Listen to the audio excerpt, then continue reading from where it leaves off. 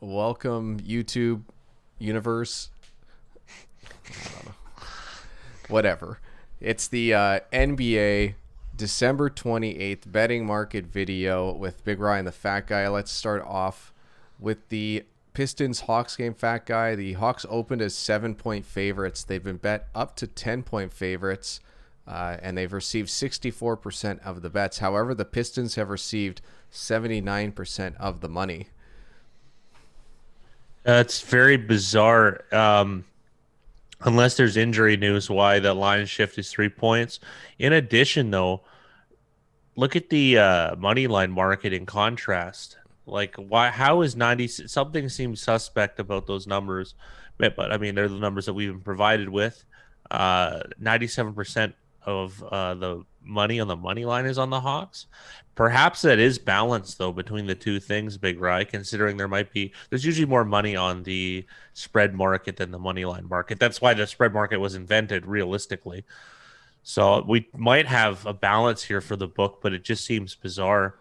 You know what's an Um, interesting thing to think about here is let's just picture that there's some whale who decided to bet the Hawks money line at the inception of this, so at minus 279, move that line up really far, and then decided to buy back on the Pistons at plus 10 instead of at plus 7, because that opens them up for a middle with obviously a Hawks win by 1 to 10. yeah, And I mean, I guess it would be, but it's only the added middle would only add realistically like 8 and 9 because you've generated this market. Like there's a possibility stuff like that is happening, right? Like I usually I thought that was a college basketball type thing where the market was a lot smaller. But I mean, considering this isn't exactly a only like 794 bets, so it's see what I it's mean? kind of the Yeah, same thing yeah, when you bet one of these games early. Uh, Regardless, though, like it's just speculation on our side. It's just very yeah. interesting to see that the Pistons have received so much money against the spread. The Hawks have received so much money on the money line. And in fact, let's move on to the OU for this game, which opened at 226. It's been bet down to 223, despite 69% of bets being on the over. So another interesting reverse line movement for this OU. It does say 100% of the money, though. I mean, that's obviously not true. Well, yeah, Um, if there's 100% money there, it just yeah, means that there's no info to go off of. So yeah. we only have the bet percentages. So we don't technically know what the money percent is. There's a chance we might know closer to tip off, but as of now, it's just not displayed. Hasn't been released. But usually, what the case is when there's a reverse line against the like when the minority moves the line, especially in under. Under is usually a mark of pros because they did like what kind of cynical clown is sitting around like hoping guys don't score. That's just not like just rare for the public to do stuff like that. They very heavily tend to bet overs and they feel vindicated in doing so. They also think that um when it goes to overtime that's like an added benefit that's not baked into the line, which I hate to break it to them, it very much is. So under this doesn't surprise me at all. This means it's not 100% of the money, but I bet you it's close to 75% if I were to make an educated guess, and probably some of the better NBA over unders. Because don't forget, a lot of these like pros that I go by, it's not like one guy betting everything. It's a bunch of specialists betting like a guy who dedicates his entire time to figuring out like what equilibrium on an NBA game is. And maybe he decided it's like 221 or something. And you're going to be like, wow, like the gap is only like 5 points. Like, what's the percentage of win probability? And it's probably like 3%. And you're like, he did all this work for 3%. And the answer is yes. Yes. There is a guy out there that did this. I don't know him, but I know he exists. Well, 3% over a season could be the difference of like a 20% return. So Or more. it's something that's very, very valuable. Another thing I wanted to add on these, there's been what, 30, let me just double check. There's been 39 games in the NBA so far. Out of those 39 games, the over has been bet by the public 65% of the time, which is ridiculously high for even a 39 game sample. So Exactly. the over has been the public's fantasy this year, and it continues with this game despite the reverse line movement. I want to add one point of note. 3%. Think about it. If you were to buy a stock and you knew it could go up 3%, uh, uh, in one, like in one afternoon, it's think about it that way. That would be unbelievable. You would do it in a heartbeat. That's just how it works, right? So it's no different. This is just a micro market in relation to financial markets. I'm sure the commodity market for frozen orange juice trumps all sports gambling in the entire world, but that's just the world we live in. So that's why I like these ones. They're almost like toy instruments for the real thing. So, anyways, on to the next one. 1,172 bets on the Grizzlies Nets. The Nets opened as 6-point favorites. They've been bet down to 4-point favorites despite receiving 66% of bets, but 80% of the money is on the Grizzlies against the spread at anywhere from +6 to +4. Wow. I mean, but then the one issue with that is minus 101 juice. Whew. It's we're just commenting on the market, but when you see things like that, it just kind of pops off the page. However, I would imagine though that most of that large money was wagered at Grizzlies +6. So the -4 is to get more money on the Nets.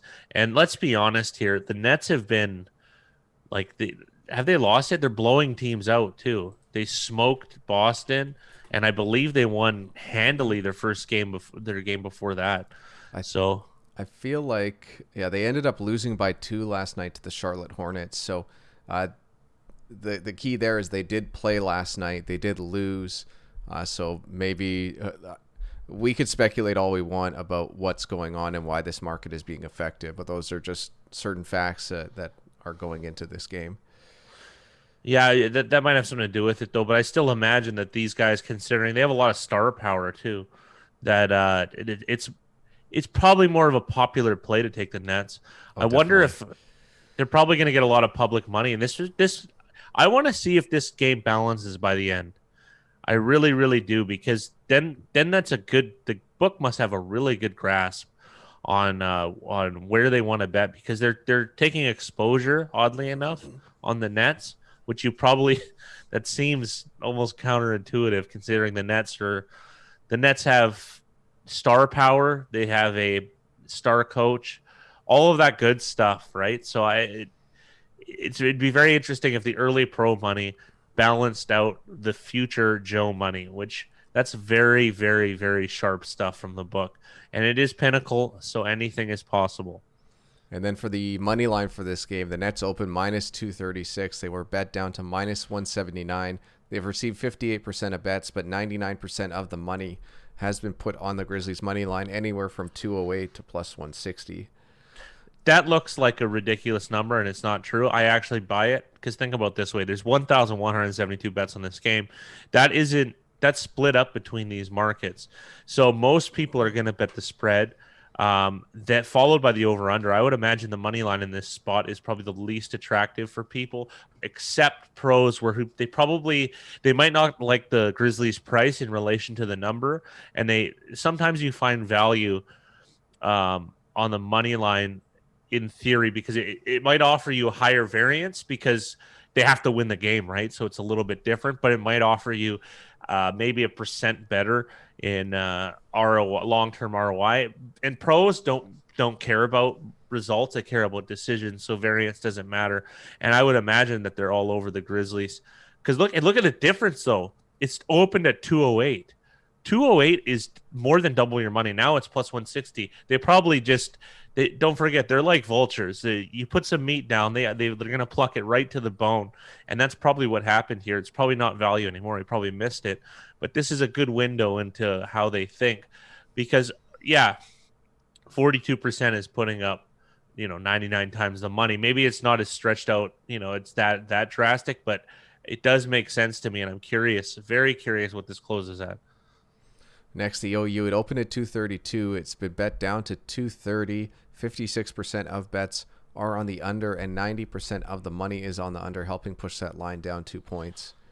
There's got to be like 200 pros that set this market early, and the book was expecting them to almost, right? So, this is a very interesting game. It seems like I feel like they're both going to profit. Of course, now this will happen. Nets are going to win, you know, 145 to 110, and then it'll just blow out. And then you go, oh, fat guy, did you see what happened? It's one game in the whole season. It doesn't matter. Believe me, you line up these opportunities, a few hundred times, and you'll notice that it's not random. It's not. They're probably gonna meet their 3% quota. That would be my guess. And then next up, the other thing to note too is the Lakers play tonight, so it might not be, but that's going to be the most bet game out of those first four. So the market tends to be stronger the more bets there are. Just something to keep in mind. The next game is the Jazz Thunder. There's 605 bets so far. Jazz opened as 7.5-point favorites on the road. They've been bet up to 9-point favorites, despite receiving only 42% of bets, but they do have 93% of the dollars wagered, fat guy. Yeah, but that they also the Thunder has a lot of money line backing, so I can understand that. It's this is a lot more balanced than the last game. I can tell you that much. 7.5 all the way up to 9. That makes sense. I wonder if there's value on the Thunder.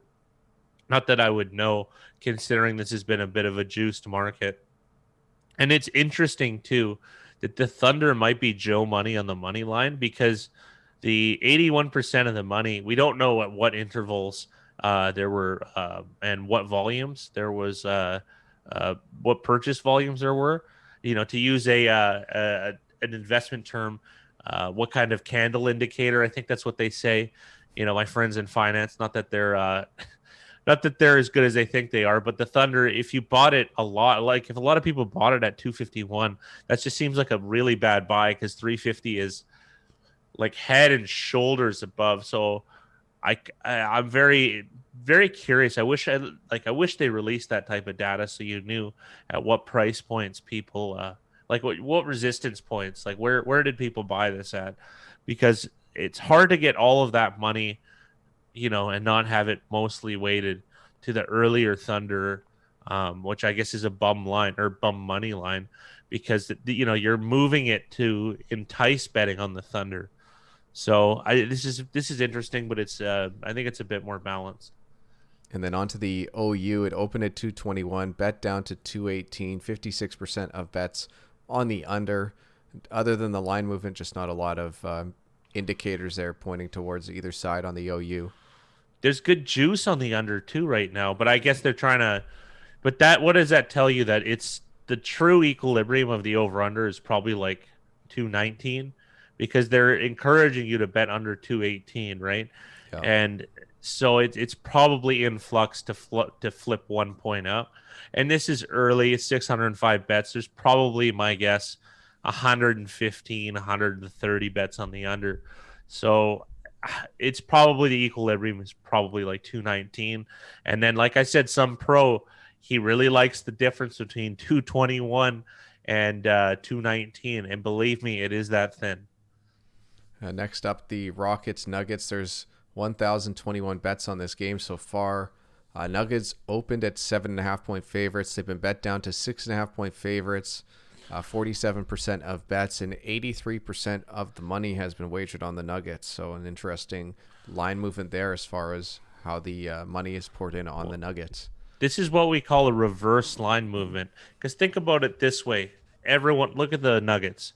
The money percentage is on the Nuggets significantly in both markets, both the money line and against the spread. So that means that the book is taking on exposure, which means the worst result would be for the Nuggets to cover the 7.5-point spread. Now, this is the part that's weird. So if people are, think about this, there's an orange stand, there's an apple stand. Everybody is buying oranges. Everybody. Why would you lower the price? Do you know what I mean? Like, if you own an orange stand and an apple stand, and everybody is buying oranges, why do you raise like, why do you lower the price so they buy even more? Wouldn't you maybe raise the price to try and get some Apple sales there? You know what I mean? Maybe mitigate your risk on loot. Like, I know that's not a perfect analogy, but it doesn't make any sense that you're gonna lower the price of something that's a hot buy in the eyes. So this is the part. This is where I usually enjoy, or not enjoy. It's usually where I take someone like the Rockets, because even though I got a worse price, like the difference between 7.5 and 6.5. This is very bizarre that the book would just allow this, because they're incentivizing taking the Nuggets when they're already exposed on the Nuggets. They don't do it very often, but that's why reverse line movement is interesting. And then you're going to ask me now, why? Why would they do that? Well, think about it this way. Out of that 17% of the money, maybe there's a guy, okay? And then you're going to go, okay, here's about a pro again. Yeah, there's a guy that literally just bets spreads, NBA spreads, or a team of people. And that account is very, very, very good historically.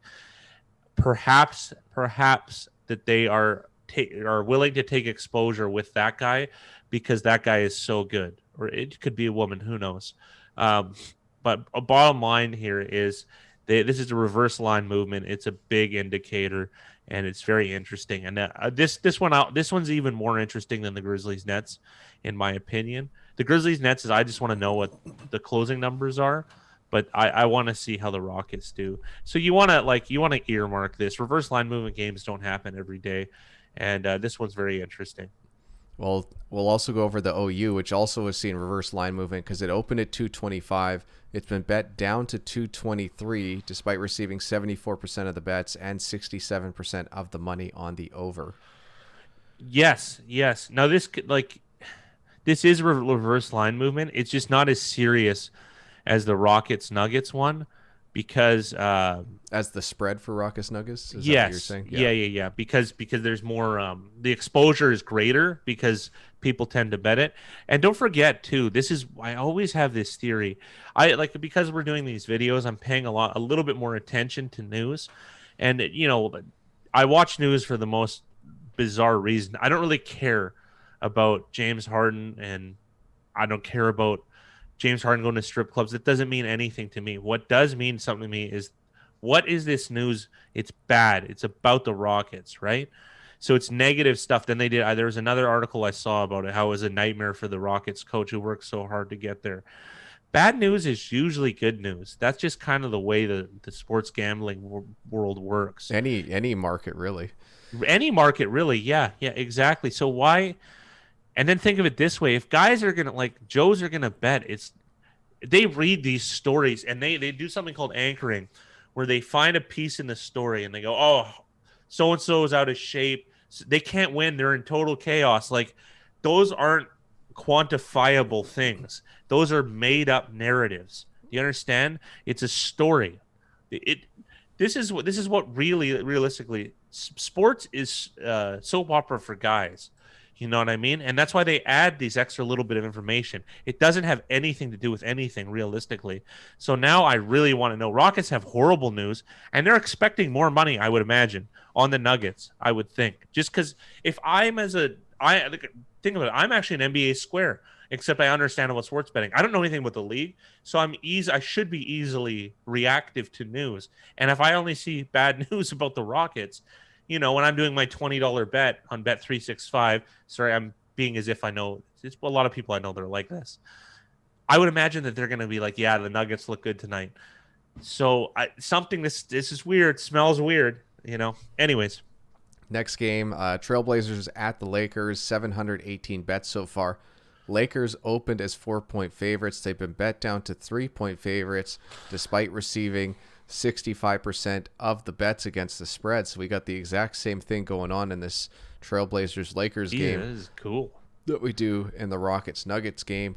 I'll just quickly go over money line. Lakers open -169. They've been bet down to -147. 79% of bets are on the Trailblazers money line. The OU opened at 224, bet up to 226. 65% of bets on the over, 86% of the money helping push that line up 2 points. Faka, you want to talk about the spread and money line for this last game? Well, yeah. The OU isn't interesting, really. That's about standard fare. This is interesting though, because they're going to take, Big Ry already had mentioned, they're going to take the most bets on this game more than likely. Like there's a high probability. I would put it in the 80% percentile. You're going to get a lot of Laker money too. Don't forget too, there's a lot of there's anchoring to words. I mentioned anchoring. So the word champion. They won the championship last year. So when in doubt, they're going to default to something like that, right? Regardless, even though that has nothing, it doesn't correlate with the number whatsoever because you don't bet teams, you bet prices, right? What are you going to take the Lakers minus 40? No, you aren't because it doesn't make any sense. So here's another thing. They know Laker money is coming. They know it. It hasn't because Joes don't bet, by the way, now. Like, why? Who's getting up to bet this game? It doesn't make sense. They might slip it in if they're at work or something. But realistically, this is a 10 p.m. Eastern time. They should be off and ready to watch this game. This should be circled for them for the day. There's not much else going on. Why aren't they going to bet this at 6:30 when they're drinking or whatever, 6:40, having beers, enjoying their night off, or so their free evening? That's when they're going to bet, right? So they know that they have data on all these markets for so long. They know what they're really expecting, right? If one guy takes a night off, another guy's going to fill his place, vice versa, right? They don't care who actually does it. They care about the volume itself. And I think they have a pretty good indication. They know how much they know that's coming. So why are they making the price more attractive for the Lakers? You know what I mean? It just these are weird. These are weird. It makes me really like the Trailblazers. Not that I'm advocating to bet it. We're really just talking about the market. But usually in these spots, when it's I understand that it's reverse, but this one is it's not reverse square like the Rockets Nuggets. This one is like revert like pros are on. I think they're on the Trailblazers. Like I don't know. I really don't. It's not like a slam dunk like the Rockets one, but it is a little bit weird, don't you think? I think it's definitely weird, but that's it for the December 28th NBA betting market video. Hopefully these little tidbits of us taking a look at the market can help you guys out making your plays. At the very least, just keep it in the back of your mind as ways to track different ways to approach betting sports. And feel free to subscribe, like, comment, tell us if this video sucks, tell us if we can improve it in any way. But good luck in your wagers on December 28th.